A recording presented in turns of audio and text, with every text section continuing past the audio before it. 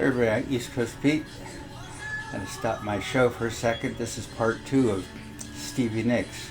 We were talking about the album Rumors, and we're up to song number 4, Don't Stop. Christine McVie, the song officially used by Bill Clinton's campaign inauguration, bringing Fleetwood Mac back together after a hiatus.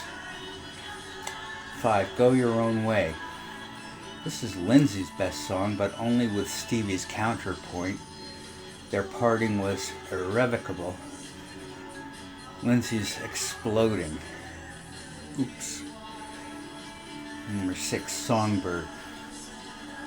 This is also a Christian McVie song. It's very nice piano. Eye of the Hurricane, calm, a moment of respite. Before 7, The Chain. And all 5 members of Fleetwood get writing credits for this one. Listen to the wind blow. Damn your love, damn your lies.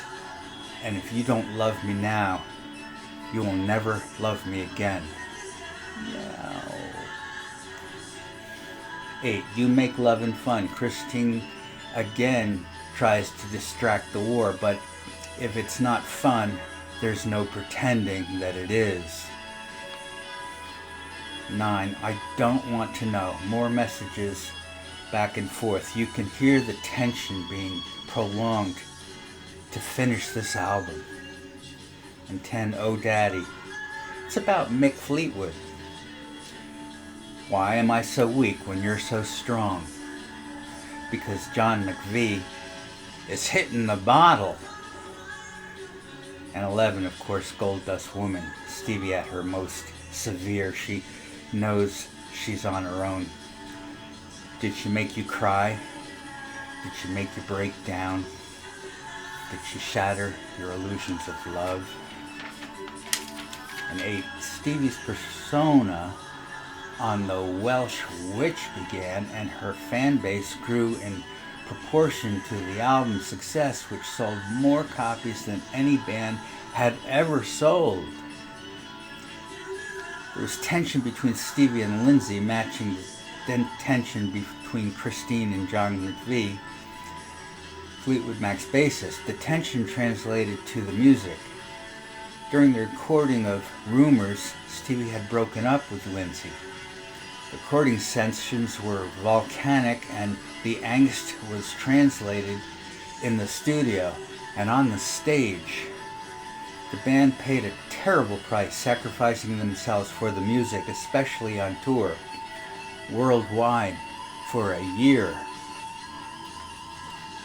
The single Dreams went to number 1 in the US. Stevie's Silver Springs was not on Rumors, and Stevie really wanted it to be there.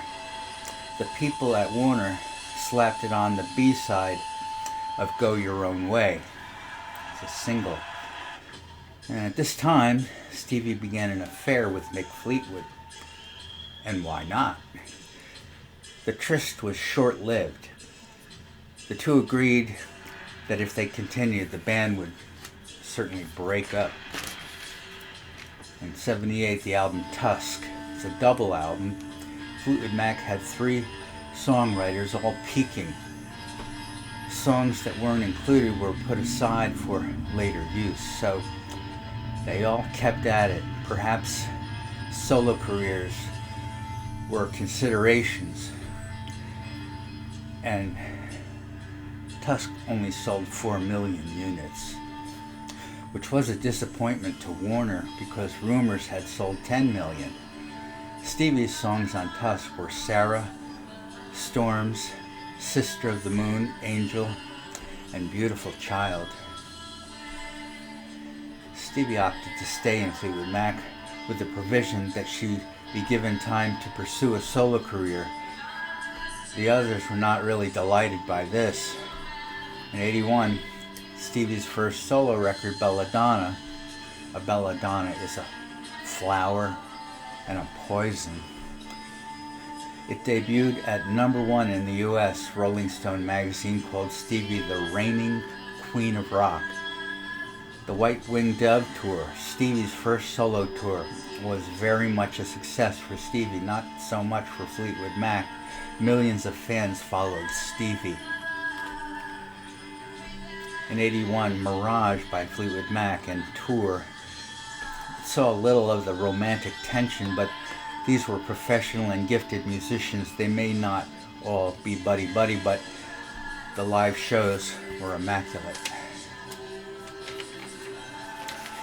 In '83, Stevie went back to her solo career. The Wild Heart album went to number 25 in the US. The singles Nightbird and Stand Back and I Will Run to You with Tom Petty were standouts. In '85, Rock a Little, I Can't Wait, Talk to Me. This album cost over $1 million to record, and it went to number 41. Stevie performed with Bob Dylan and Tom Petty. At this time, she was warned by a plastic surgeon that her use of cocaine would destroy her. She detoxed at the Betty Ford Clinic for 30 days. She was given Klonopin, a drug used in cocaine addiction cases. It's also an addicting drug, by the way. In '86, Tango in the Night, Fleetwood Mac's first new album in 5 years. Stevie's songs were Stevie Wonder's When I See You Again, Sarah, and Welcome to the Room. These songs were about coming to terms with her drug abuse. Just before the Tango tour, Lindsay quit. Stevie was ferociously angry at him. She suffered from chronic fatigue halfway through the tour, and dates had to be canceled. In '88, The Other Side of the Mirror, Stevie's fourth studio album, Stevie was in pretty bad shape. She was fully dependent on Klonopin at this time. She gained a lot of weight, and her memory was affected. She doesn't remember her tour of Europe.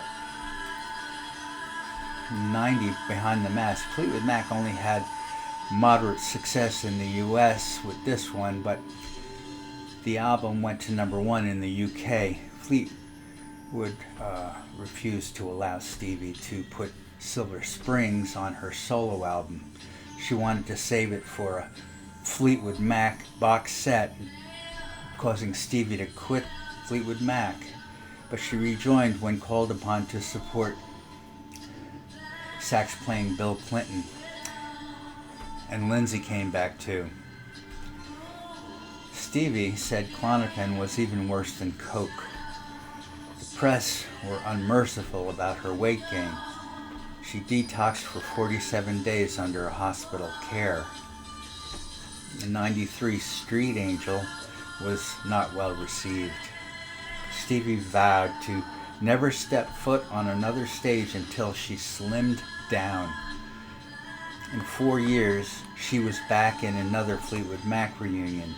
The next year, she was on hand for the band's Hall of Fame induction. 2003, Say You Will album and Destiny Rules was filmed during the time in the studio. Stevie and Bucky's nasty fight were chronicled. And then in '05, 10 shows with Don Henley prior to Stevie's Gold Dust tour. And then in 2007, she toured with Chris Isaak.